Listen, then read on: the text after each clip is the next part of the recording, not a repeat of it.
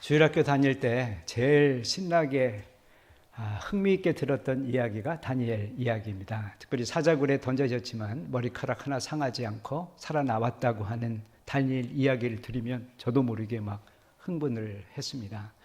아시는 대로 다니엘은 바벨로니아가 유대를 침공했을 때 끌고 간 포로 가운데 한 사람이었습니다. 당시 수만 명이 바벨로니아로 끌려갔는데 그곳 유프라테스 강가 습지에 강제 이주를 당했습니다. 그곳에서 사람들이 어떤 삶을 살았는지 그 처지를 조금 짐작해 볼 수 있는 내용이 시편 137편에 나와 있습니다. 이렇게 묘사되어 있습니다.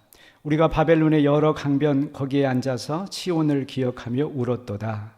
그 중에 버드나무에 우리가 수금을 걸었나니 이는 우리를 사로잡은 자들이 거기서 우리에게 노래를 청하며 우리를 황폐케 한 자가 기쁨을 청하고 자기를 위해 쉬운 노래 가운데 하나를 노래하라 함이로라. 그러니까 아마 이 바벨로니아 사람들이 파티를 열었거나 혹은 자기 신들을 위한 잔치를 하는 자리에서 유대인들을 그 악기를 나눠주고 니들이 한번 연주해서 우리를 즐겁게 해보라, 그렇게 조롱을 했던 것 같습니다. 시인이 이렇게 얘기합니다. 우리가 이방 땅에서 어떻게 여호와의 노래를 부를 수 있겠는가? 예루살렘아, 내가 너를 잊는다면 내 오른손이 제주를 잊어버리고 내 혀는 아예 입천장에 붙어버릴 것이다. 그렇게 스스로를 저주하는 이런 내용입니다. 어쩌면 이런 다니엘의 운명, 유대 민족의 처지와 앞으로 우리가 당할 한국 교회의 운명과 처지가 좀 유사하지 않을까, 그런 생각에서 오늘 본문을 묵상하게 됩니다. 한국 교회도 다니엘처럼 귀향살이 아닌 귀향살이를 가게 되고 유배자가 될지도 모르겠습니다. 죄가 있든 없든 강제로 살던 곳에서 추방을 당하는 것, 원치 않는 곳으로 이주해야 된다는 것, 그것을 가리켜 우리가 유배 혹은 귀향살이 이렇게 표현을 합니다. 지난 한 세기 동안 한국교회는 한국 근대화에 지대한 공헌을 했습니다. 그래서 사회 중심부에 있게 되었고 사회에서 지도력을 행사할 수 있었습니다. 그러나 앞으로는 불가능할 것입니다. 이제 우리는 중심부로부터 주변부로 밀려날 테고 지도력도 쉽게 획득하지 못할 것입니다. 코로나19 재난 속에서 기독교는 잘못을 많이 저질렀습니다. 그래서 우리가 억울한 점이 있지만 그러나 어쨌거나 마치 공공의 적이나 된 듯 도매금으로 모두 넘어가고 있습니다. 아시겠지만 다니엘 이야기는 그 결말은 해피엔딩입니다. 유배자로서의 서름과 멸시뿐만 아니라 그를 시기하던 사람들의 시기와 음모를 이겨내고 마침내 크게 성공을 했습니다. 높은 자리에 올랐다, 그렇게 성경은 기록하고 있습니다. 그의 이야기를 읽다 보면 앞으로 비슷한 처지에 놓이게 될 우리 자신들, 기독교인들, 한국교회 어떻게 살면 좋을까 하는 몇 가지 지혜를 얻을 수가 있습니다. 세 가지로 정리해서 그 교훈을 여러분과 나누고 싶습니다. 무엇보다 먼저는 반성하고 성찰하는 시간이 필요할 듯 싶습니다. 예루살렘에서 바벨론까지 거리는 1000km가 넘는 먼 거리입니다. 걸어서 갔을 테니 최소한 수개월이 걸렸을 것입니다.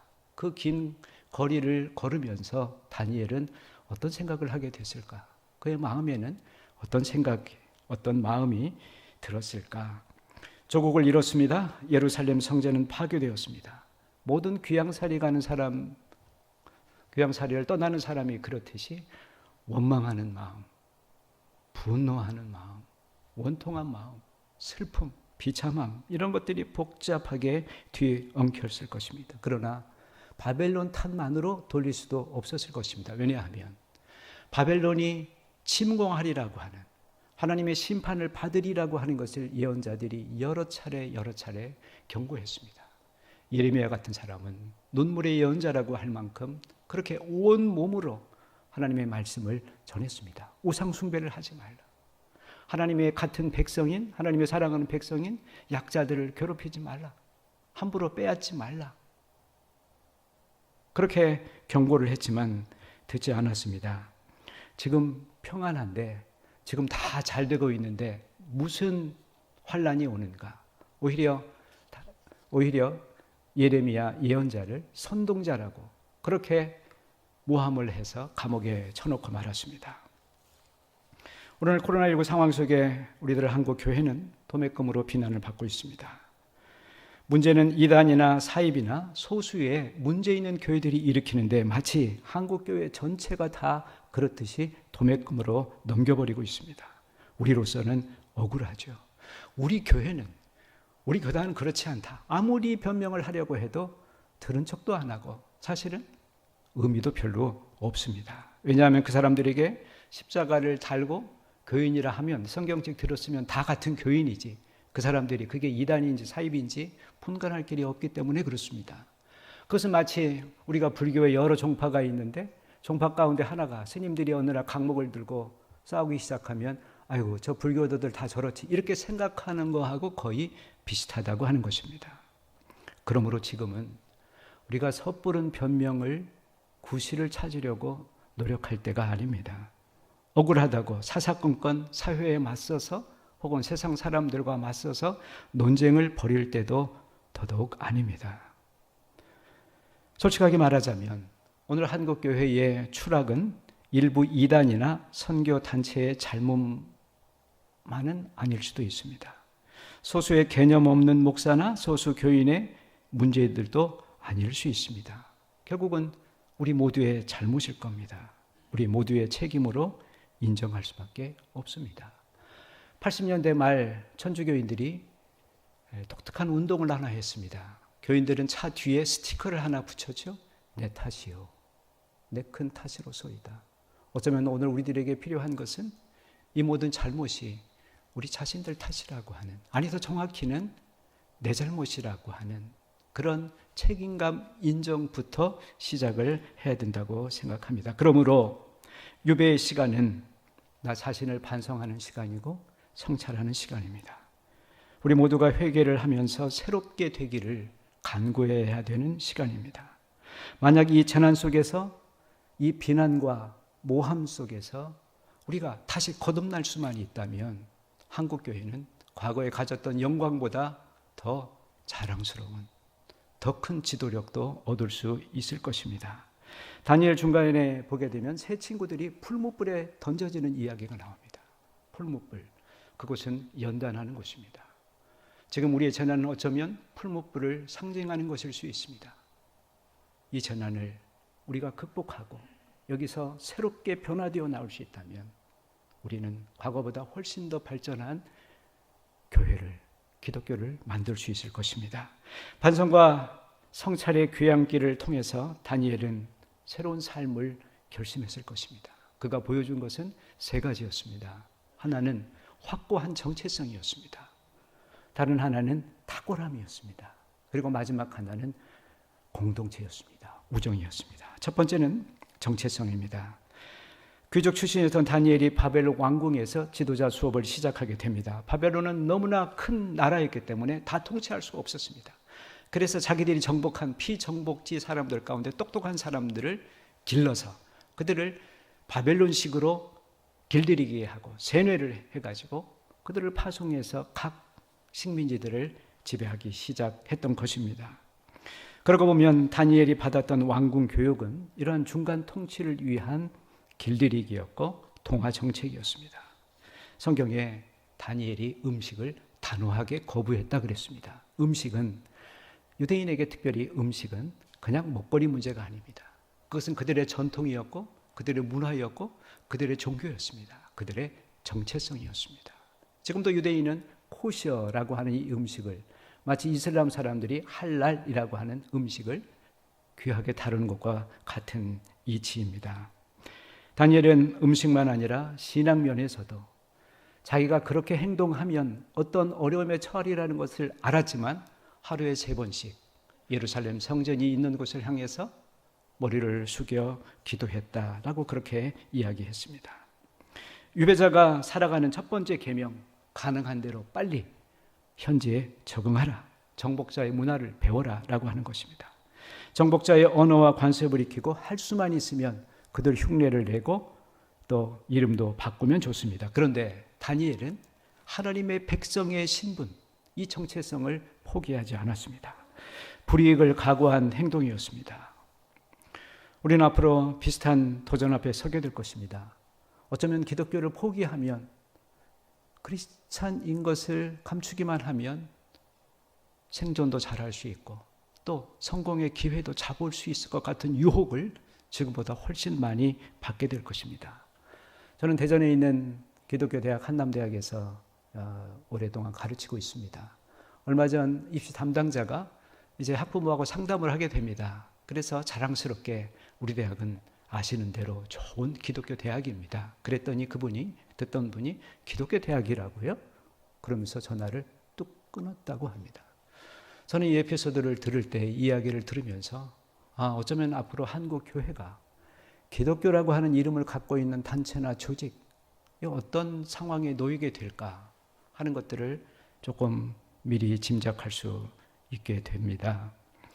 기독교가 이렇게 공공의 적처럼 매도되면서 기독교인임을 자랑할 수 없는 이 시대에 우리가 그리스도인이라고 하는 것, 우리가 교회 다닌다고 하는 것, 그들 말로 예수쟁이라고 하는 것을 떳떳하게 이야기할 수 있다면 우리는 왜 그것을 또 지켜야만 하는지, 그것을 다니엘을 통해서 오늘 다시 확인을 하게 됩니다. 두 번째는 다니엘이 보여준 탁월성입니다.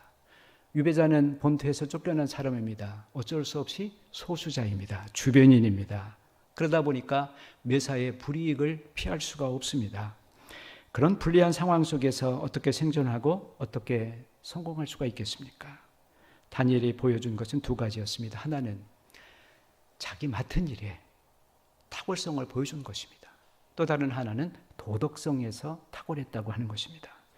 어느 날 바벨론 온 나라에 소동이 생겼습니다. 왕이 꿈을 꾸었는데 너무나 흉측한 꿈이었습니다. 잊혀지지가 않습니다.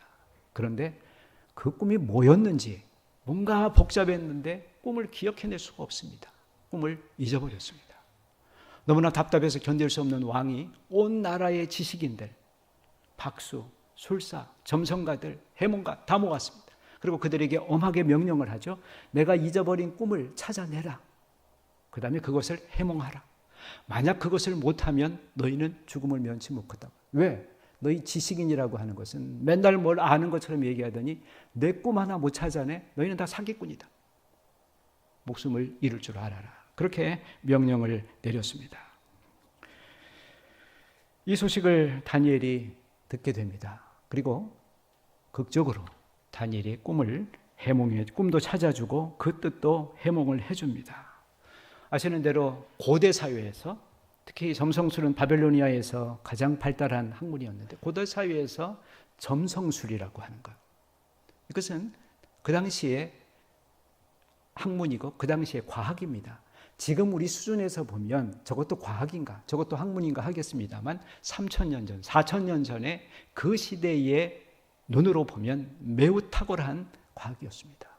다니엘은 그 바벨로니아에 있는 엄청난 숫자의 지식인 점성가들, 그들보다 훨씬 탁월했다고 했습니다. 성경 1장 21절을 보게 되면 다니엘이 책을 깨닫는 일, 학문 활동을 하는 일, 거기에서 바벨론 사람들보다 10배는 더 나았다. 그렇게 이야기를 하고 있습니다. 조선 후기 실학자 가운데 정약용이라고 하는 분을 아실 줄 압니다. 정조시대 아주 사랑받던 유능한 실학자였습니다. 그는 가족이 가톨릭 교인이었습니다. 당쟁에 휘말렸습니다. 그래서 그렇게 왕의 사랑을 받았던 사람이었지만 유배를 떠나게 됩니다. 자그마치 18년 동안요. 그가 유배 생활 중에 가족과 친구들에게 보낸 편지들이 많이 있습니다. 그것들을 모아서 유배지에서 보낸 편지라고 하는 책으로도 편집이 됐습니다만 그 편지글들 가운데 보면 두 아들에게 보내는 그 편지가 있는데요. 그 내용 하나를 소개해 드리겠습니다. 명문가 자제들이 집안 이름을 떨치는 것은 아무리 못난 자식들이라도 얼마든지 할 수 있는 일이다. 그러나 너희들은 이제 패족 집안의 자손이다. 역적을 일으키다 멸망한 패족, 가문의 자손이다. 그러므로 더욱 잘 처신해야 한다.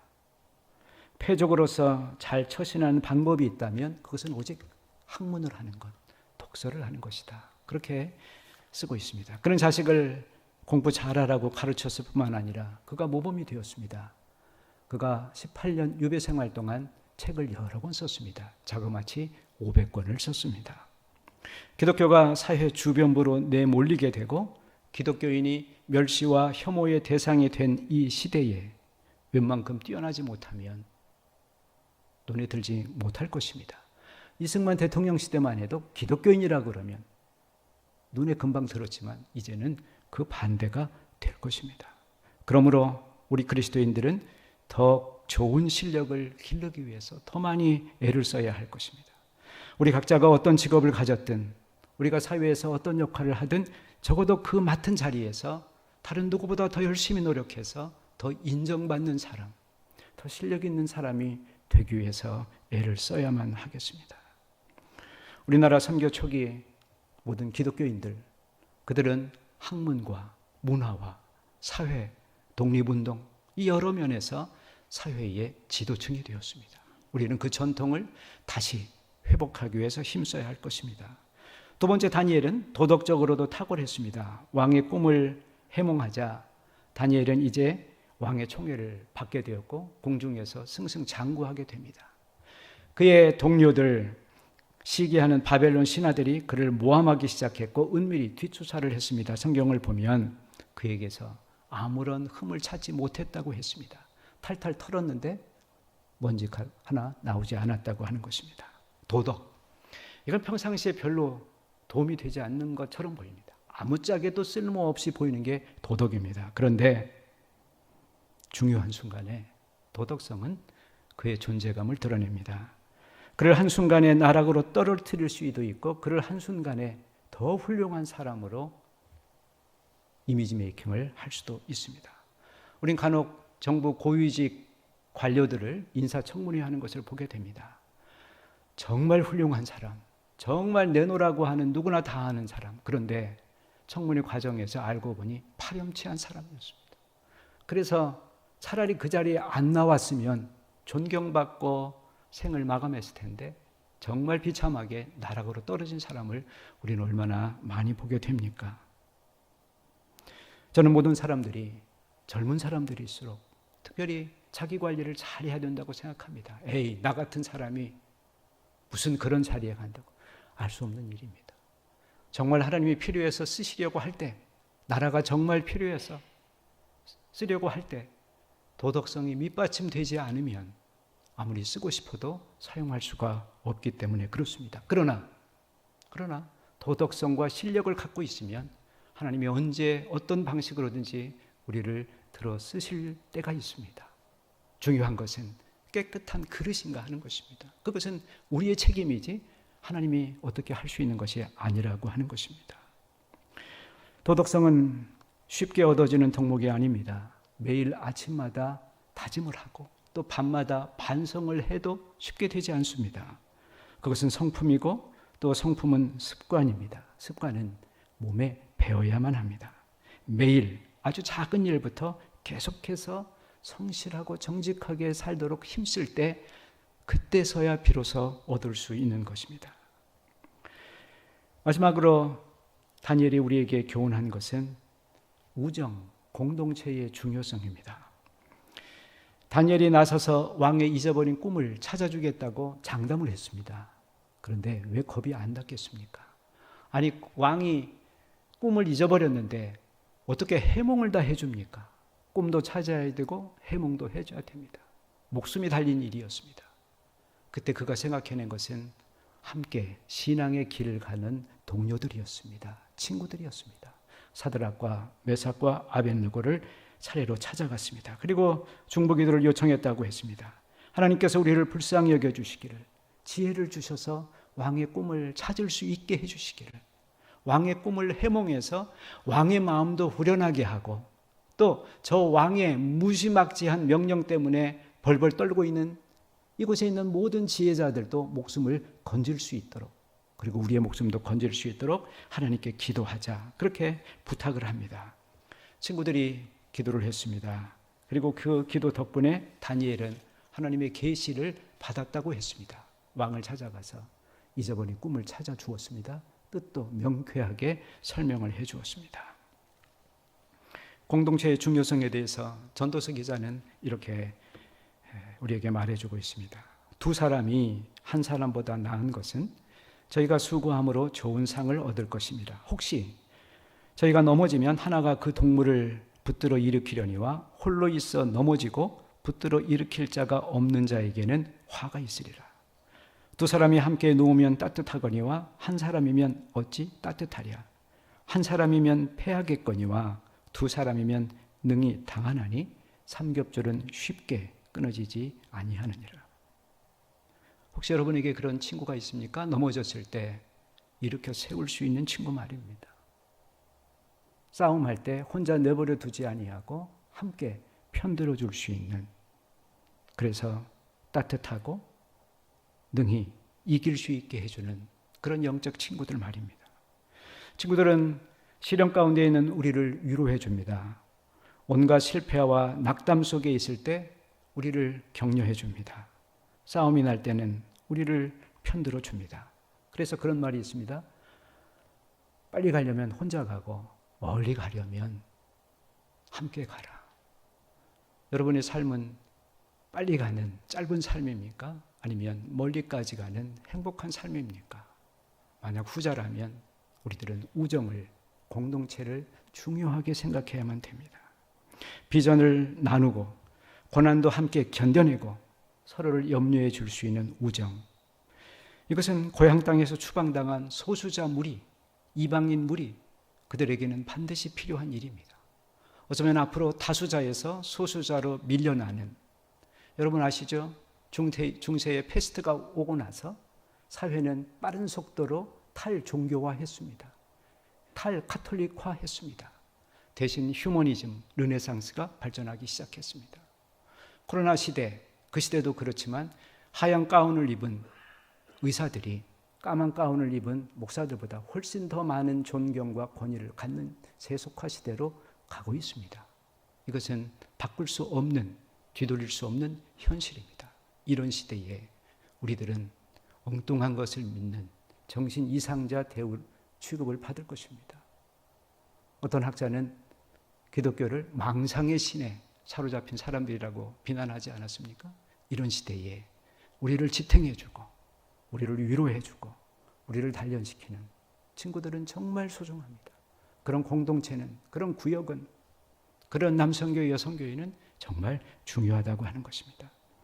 친구는 우리를 정신적으로 단련시켜주는 존재이기도 합니다. 잠언 27장에서 쇠가 쇠를 단련시키듯이 영적 친구는 우리의 영혼을 단련시켜준다, 그렇게 말하고 있습니다. 좋은 친구는 우리를 정서적으로 편안하게 해줄 뿐만 아니라 우리를 성장시켜 줄 수 있는 사람이어야 됩니다. 그냥 맨날 같이 그냥 농담이나 하고 편하게 차나 마시고 정서적으로 가까운 그 사람만 좋은 친구가 아니라 정말 좋은 친구는 만나면 만날수록 나에게 도전이 되고 때로는 불편하지만 나를 성장시켜 주도록 자극하는, 뭔가 배울 게 있는 그런 게 좋은 친구입니다. 유대인의 교육법을 하브루타라고 그렇게 얘기합니다. 특별히 율법을 공부할 때 사용하는 방법, 하브루타입니다. 이 하브루타 교육 방식은요, 둘씩 짝을 지어서 공부합니다. 둘이서 한 사람은 묻고 한 사람은 답합니다. 다음번엔 저 사람이 묻고 이쪽에서 답합니다. 그래서 율법을 공부하는 하브루타 교육법을 시행하는 그 공부, 그 강의실에서, 그 도서관은 항상 시끄럽습니다. 우린 도서관, 교실을 하면 조용하리라 생각하지만 하브루타 교육이 이루어지고 있는 것은 대단히 시끄럽습니다. 왜요? 서로 질문하고 답하고 논쟁하고 그러면서 율법에 대한 지식을 아주 깊이 있게 공부하는 것입니다. 이 하브루타의 어원 히브리어 하브루 혹은 하베르, 이 단어는 히브리어로 친구, 우정이라고 하는 뜻입니다. 여러분의 구역원은, 여러분과 함께 속해 있는 남녀 선교회는 하브루타여야 합니다. 여러분을 영적으로 지탱해주고 영적 싸움을 할 때 승리할 수 있는 힘을, 기술을 가르쳐주는 그러한 영적으로 우리를 단련시켜주는 그런 우정 관계여야만 하는 것입니다. 코로나19 때문에 여러 가지 어려움이 있습니다만 무엇보다도 접촉이 줄어들면서 우리의 관계가, 우리의 연결망이 끊어져 가고 있다고 하는 것입니다. 가족도, 친족도, 교회도 식구들 사이의 관계도 점점 멀어져 가는 것 같습니다. 어쩔 수 없는 일이지만 이대로 놔뒀다간 누구도 살아날 수 없습니다. 이 관계망을 다시 회복시키지 않는다면, 끊어진 것들을 다시 잊지 못하면 생존은 할지 모르지만 행복하게 살 수는 없습니다. 무엇보다 소수자가 된 기독교인들이 신앙을 지켜나가는 것이 대단히 어려운 일이 될 것입니다. 공동체는 연결돼야 됩니다. 소통해야만 합니다. 어떤 방식으로든지 우리가 다시 연결하고 다시 이어지고 소통할 수 있는 그 방식을 우리 각자가 구역마다, 남녀 선교회마다, 주일학교마다 그 방식을 찾고 개발하고 찾아내도록 노력을 해야만 할 것입니다. 말씀을 정리합니다. 유배자 신분이었던 다니엘이 높은 자리에 오른 걸 보면 대단한 성공이었습니다. 굉장한 일이었습니다. 출세했습니다. 그런데 그 일 때문에 성서가 다니엘을 기억하고 그 이름을 기록하고 있는 것은 아닙니다. 성공한 사람을 들려면 다니엘보다 더 훌륭한 사람들이 얼마나 많이 있었겠습니까? 성서가 다니엘을 기억하는 이유가 있다면 그것은 그가 이방 땅에서도 하나님의 이름을 드높였기 때문입니다. 그가 유대에 있을 때보다 더욱 이방 땅에 있을 때 불가능한 일을 해냈습니다. 자기를 정복한 사람을 오히려 정복했습니다. 그 정복자의 입에서 하나님의 이름을, 하나님의 영광을 나타냈기 때문에 그렇습니다. 다니엘을 가까이에서 본 바벨론 왕이 이렇게 고백을 합니다. 2장에 보면 그대에게 지혜와 총명을 주신 그대의 신인 하나님을 찬양하노라. 또 사자굴에서 머리털 하나 상하지 않고 살아나온 다니엘을 보고 그 6장에 이렇게 얘기합니다. 내가 통치하는 내 나라 관나라에 있는 사람들은 다 다니엘의 하나님 앞에서 떨며 두려워할지니라. 그는 살아계시는 하나님이시요 영원히 변하지 않는 이시요 그의 나라는 멸망하지 않을 것이요 그의 권세는 무궁할 것이다. 다니엘의 하나님, 그런 것을 보았습니다. 여기 다니엘에 우리 이름을 좀 넣어보면 어떻습니까? 누구의 하나님? 그 앞에 떨지어다.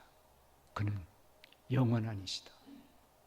모두 다 그에게 경배할지어다. 이렇게 될 수 있다면 그것이야말로 우리가 어쩌면 이 생을 살면서 가장 자랑스럽고 가장 영광스러운 일이 아니겠습니까? 우리가 살아가는 이유는 분명합니다. 우리 모두가 세례 받을 때에 질문을 받으셨을 줄 압니다. 웨스트민스터 신앙고백 1조. 사람이 사는 이유가 무엇이냐? 왜 사느냐? 여러분 답하셨던 거 기억납니까? 하나님을 영화롭게 하기 위해서, 그의 이름을 즐거워하기 위해서 모두 다 그렇게 답을 하셨습니다. 그렇습니다. 우리 모두는 하나님의 영광을 위해서 살아갑니다.